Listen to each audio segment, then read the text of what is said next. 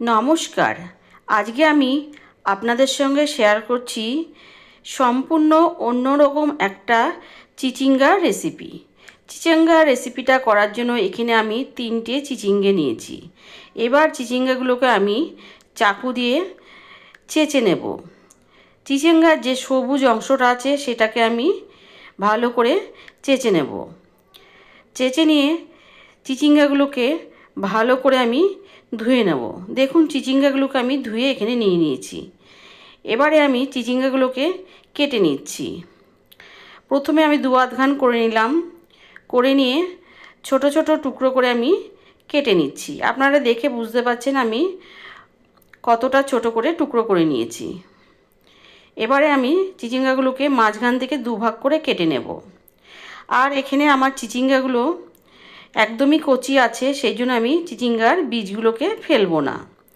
দেখুন সব চিচিঙ্গাগুলোকে আমি কেটে নিয়েছি, নিয়ে আবারও ভালো করে ধুয়ে নিয়েছি। এবার চিচিঙ্গার মধ্যে দিয়ে দিলাম নুন। নুন দিয়ে চিচিঙ্গাগুলোকে আমি ভালো করে মেখে নেব। মেখে রেখে দেব 10 মিনিট মতন। এতে করে চিচিঙ্গাগুলো অনেকটাই নরম হয়ে আসবে। দেখুন 10 মিনিট পর চিচিঙ্গা থেকে অনেকটাই জল বেরিয়ে এসছে। এবারে আমি চিচিঙ্গাগুলোকে 2 হাত দিয়ে ভালো করে চিপে নিয়ে আলাদা একটা পাত্রে রেখে দেব। দেখুন চিচিঙ্গা থেকে কতটা জল বেরিয়েছে, এই জলটাকে আমি ফেলে দেব। এবার একটা কড়াই বসিয়েছি, কড়াইতে দিয়ে দিলাম কিছুটা চিনেবাদাম। চিনেবাদামটাকে আমি ড্রাই রোস্ট করে নিচ্ছি, নিয়ে তুলে নিলাম। এবারে ঠান্ডা হয়ে গেলে আমি বাদামের খোসাগুলোকে ছাড়িয়ে নেব। ওই কড়াইতে দিয়ে দিলাম সর্ষের তেল। তেলটা যখন ভালোভাবে গরম হয়ে আসবে দিয়ে দেবো আমি লম্বা করে কেটে রাখা আলু। আলুটা দিয়ে আলুটাকে আমি ভেজে নেব। প্রথমে একটু নেড়ে নিলাম যাতে পুড়ে না যায়। নাড়াচাড়া করে নিয়ে এবারে দিয়ে দেব সামান্য একটু নুন। নুন দিয়ে আমি আলুটাকে ভেজে নেব। আলুটাকে প্রায় 2-3 মিনিট ধরে আমি বেশ লাল করে ভেজে নেব। আলুটা দেখুন লাল করে ভাজা হয়ে গেছে। এবার আমি আলুগুলোকে তুলে নিচ্ছি। আলু তোলা হয়ে গেলে যে তেলটুকু আছে সেই তেলের মধ্যে আমি দিয়ে দেব চিচিঙ্গাগুলোকে। চিচিঙ্গাগুলোকে দিয়ে চিচিঙ্গাগুলোকেও আমি হাই ফ্লেমে ভেজে নেব। এখানে কিন্তু আমি গ্যাসটা কমাবো না, তাহলে চিচিঙ্গা থেকে আবারও জল বেরিয়ে আসবে।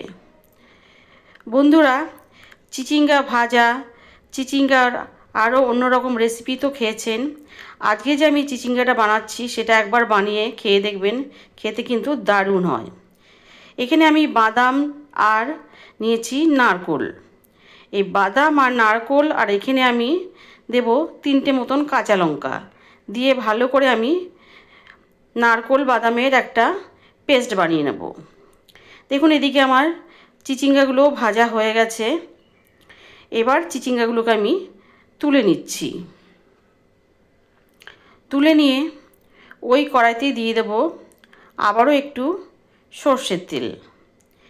তেল দিয়ে এবার দিয়ে দিলাম একটা শুকনো লঙ্কা ছিঁড়ে, দিয়ে দিলাম 1 চামচ কালো জিরে।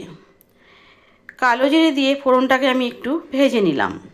ভেজে নিয়ে দিয়ে দিলাম একটা পেঁয়াজ কুচি। পেঁয়াজটাকে আমি 2-1 মিনিট মতন ভেজে নেব। পেঁয়াজটাকে কিন্তু খুব লাল করে ভাজবো না, নরম হওয়া পর্যন্ত আমি পেঁয়াজটাকে ভেজে নিচ্ছি। দেখুন পেঁয়াজটা অনেকটাই নরম হয়ে এসছে। এবারে দিয়ে দিচ্ছি আদা আর গ্রেট করা রসুন দিয়ে পেঁয়াজের সাথে আবারও আমি 2 মিনিট মতন ভেজে নিচ্ছি আদা আর রসুনটাকে।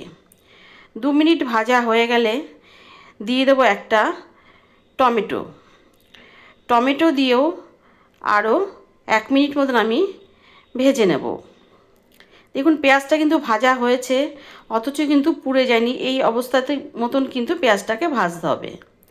দিয়ে দিলাম আবারও একটু নুন, দিয়ে দিলাম হলুদ গুঁড়ো, আর দিয়ে দিলাম কাশ্মীরি লঙ্কার গুঁড়ো, দিয়ে দিলাম 1 চামচ জিরের গুঁড়ো, দিয়ে দিচ্ছি একটু জল। জল দিয়ে এবারে আমি মশলাটাকে ভালো করে কষিয়ে নেব। দেখুন মশলাটা অনেকটাই কষে গেছে। এবার দিয়ে দিচ্ছি আমি আগে যে ভেজে রেখেছিলাম চিচিঙ্গা, সেই চিচিঙ্গাগুলোকে দিয়ে দিলাম।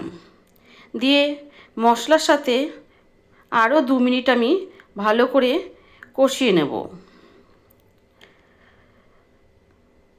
এই রান্নাটা যত ভালো করে কষানো হবে, রান্নাটা খেতে কিন্তু ততটাই টেস্ট হবে।